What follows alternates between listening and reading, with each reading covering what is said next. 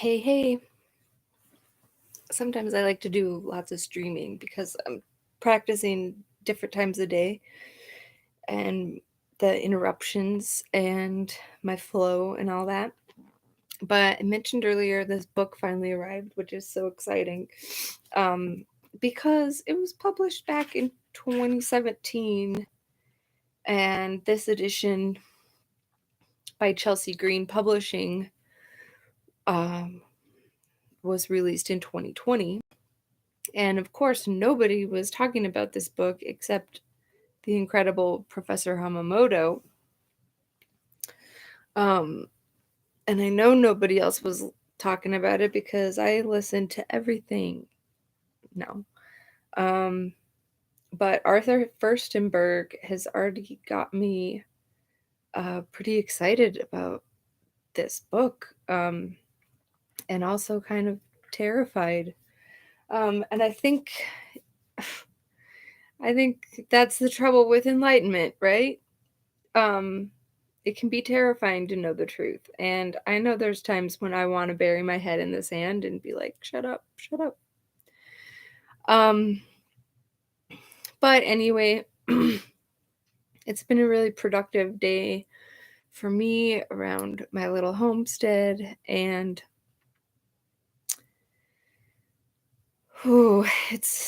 been a long day. It's been really hot, unseasonably hot, possibly record breaking heat this weekend. Um, just crazy weather events all over the world these past few weeks, months. Um, San Diego's expecting possible flooding. So I just, you know, do think that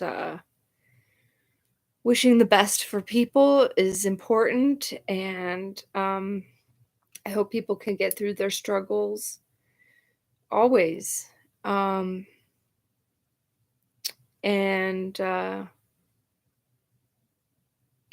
starting to have more of this preparedness mindset so that when everybody's screaming about whatever bad thing is happening next, like, oh, I've been anticipating that for a while, so I'm good. I don't need to go out and panic.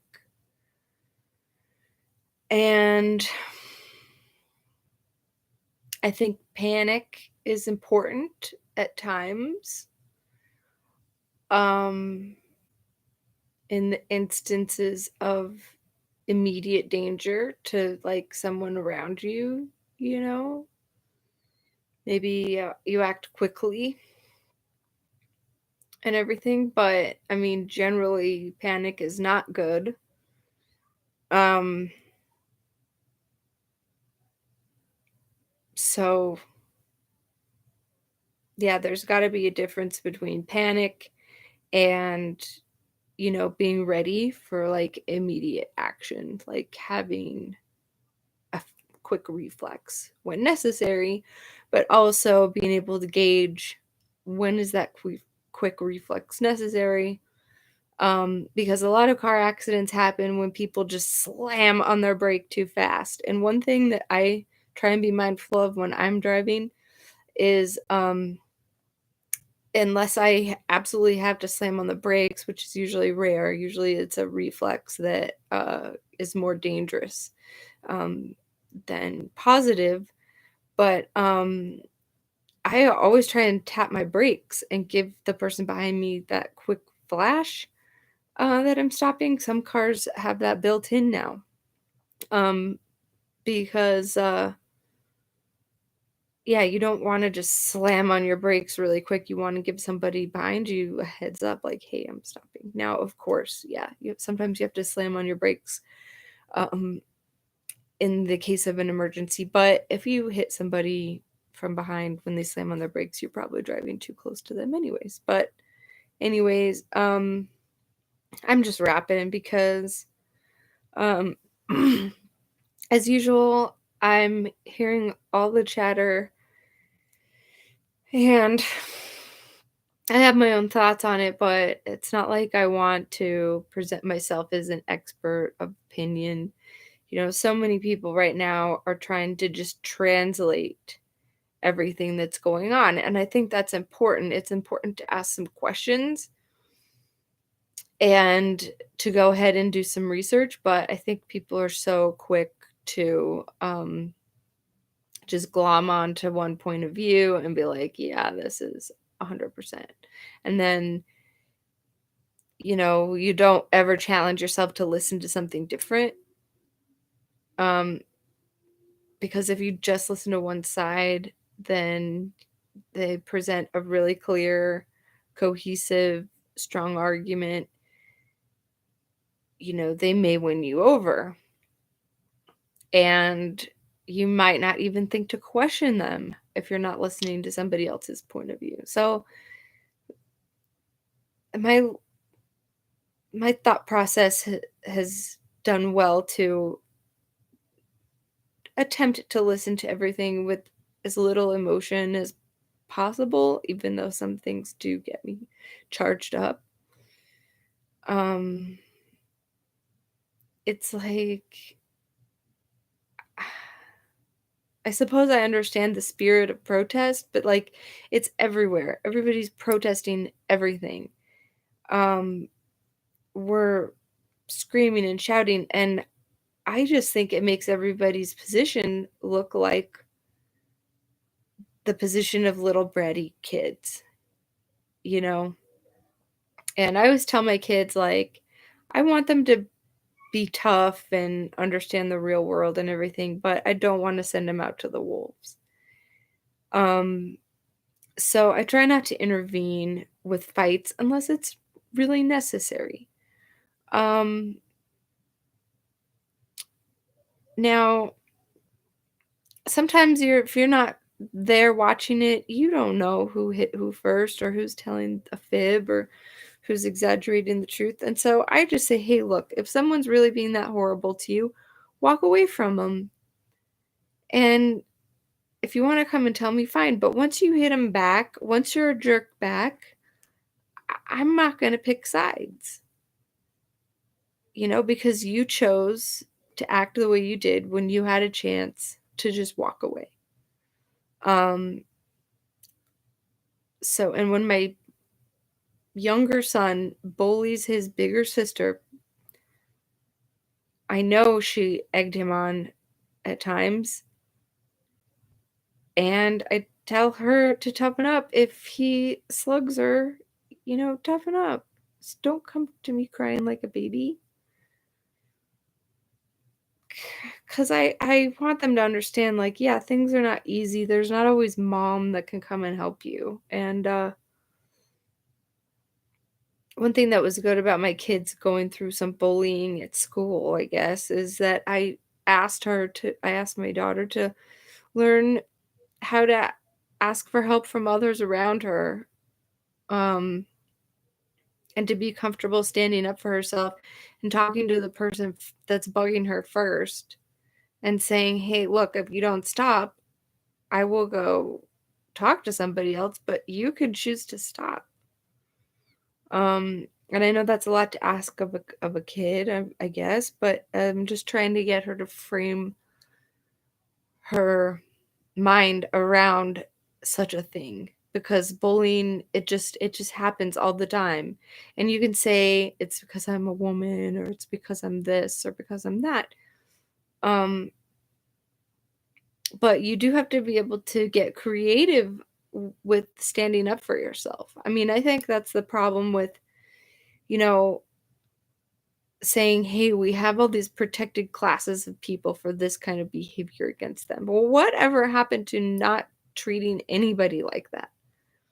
I mean, why do we have to put a label on this or that when it comes to defending somebody, or giving somebody rights? I mean, that's my position, and I think the whole division of the sexes or whatever, it's it's become so crazy just because we should be protecting all people, is my belief. No one should be oppressed. Um, so yeah, I'm not going to have a problem with doing harm to somebody that's trying to do harm to me or my kids. But I am totally peaceful. And I'm going to do everything I can to avoid conflict.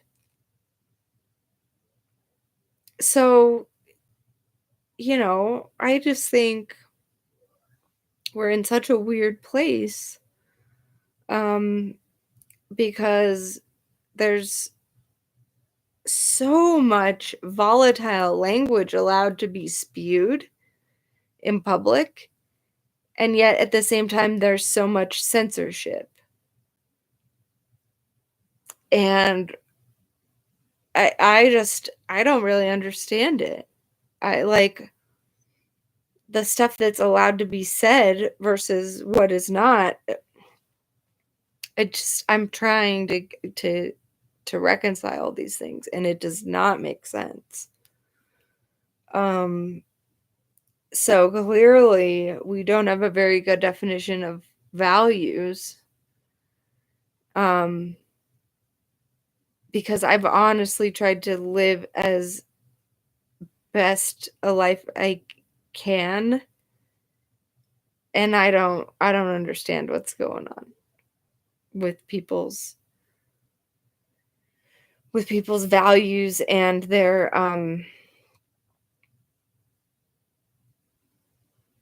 it's like they're begging for fair treatment, equal treatment, to be respected, to be who they are, and at the same time condemning those with which they disagree. Okay. So that's what I'm trying to work out for myself. And I think it's important to have teachers with whom you disagree. Um, it's not about like, oh, like if you're a white person, do you have black friends? If you're a white person, do you have white friends that are on the other side of the voting party that you belong to? Or, you know, did you stop talking to people because they voted for somebody? Like, those are the things that are getting at me. Because I think it's important that we understand our commonalities, and I think it's important to look for them, especially when you feel like you disagree with everything about somebody because you judged them. And that's where the idiom "don't judge a book by its cover" would come from, right? But I've heard some, you know, ideas about the converse of that. Don't judge a book by its cover. Read a book that looks well worn because somebody probably enjoyed it a lot. So that's probably a good book to pick. You know, pick the book on the shelf that jumps out at you just because it looks pretty. Like, give it a chance. It's calling to you. So, yeah, but when we judge people, when we look at them and say, "Oh, you know, they're clearly this, this, and this, so, like, I'm not even gonna look at them in the eye when I walk past them." It's so weird. It's so weird to me. And I've had people in my work environment that, like, just wouldn't say hi to me or wouldn't look me in the eye when I passed them. And I was like, "Hi." Like, "Hi, we're in the same room at the same time. We happen to be walking in the very same hallway. This very same time, it's this speck of time and this speck of dust in space. Hello." That's our chance. That's our chance to, like, help someone not go home and maybe off themselves when they get home, because maybe their lives are full of monotony and maybe they feel like nobody notices them.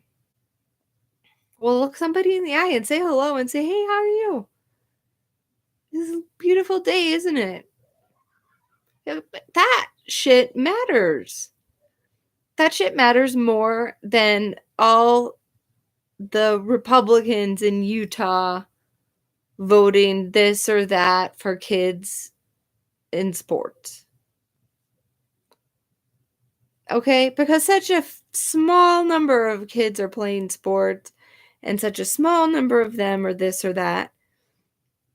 It's like, no, let's work on our real or interpersonal skills, okay? Let's stop fucking around with language. Let's stop fucking around with people's headspace about what their identities are supposed to be. That's the barrier I've been working to break. Is like fully acknowledging, who I am, understanding what, my heart wants. Thank God I found a loyal, sweet man, because I was on the road to be just totally bitter and jaded. I was totally going down that path. And I was so fucked up in the head that I could have just said, fuck it. I will never be a mom. I will never give men a chance again. I'm so over it. I was so heartbroken. So broken down. And you know what? This guy wanted to be my friend, and he was my friend. And he stuck it out, and he helped me heal. Because he showed me like, oh yeah, like people can be loyal. It's not that all men are this, and this. It's like some are. The ones you went after were because I was in a bad space. So, of course, I'm not attracting the right relationships. So, we helped each other heal. He was one of the first people that I was like, hey, if you keep drinking and acting like this, I can't be around you because I'm trying to be better. And we helped each other break out of some really vicious cycles, and we're still working through that. And because I speak from my own personal experiences, I often speak from the point of view of motherhood and how that's changed me. And, it's changed me so much for the better because it let me realize more about the ways I manifested things in my childhood with the dynamics of my parents and the dynamics of my siblings. And it made me appreciate that our parents are growing up with us. So there comes a point where I realized how much I could offer my parents and call it reciprocation or whatever. So I think that I ask my kids to show me respect from a place of, hey, like, do you understand that I get tired and I need to take care of myself sometimes too? I don't want to guilt them, but they need to know where their mom is coming from, why she's tired, why maybe she snapped a little bit. It's like, okay, wow, yeah, I shouldn't have snapped at you like that, and I'm so sorry. I'm really tired, and that's not an excuse, but I can tell that I'm not being myself right now, so I'm sorry. And I try and be accountable to them as as I demand accountability from them, as I'm trying to learn, um, right along with it, because there's no good manual, and um, the a lot of the perspectives I've seen are pretty bad. So, anyways, I just wanted to chat, and we'll check in with you maybe tomorrow. Um, so thanks. You're helping me a lot. Love ya.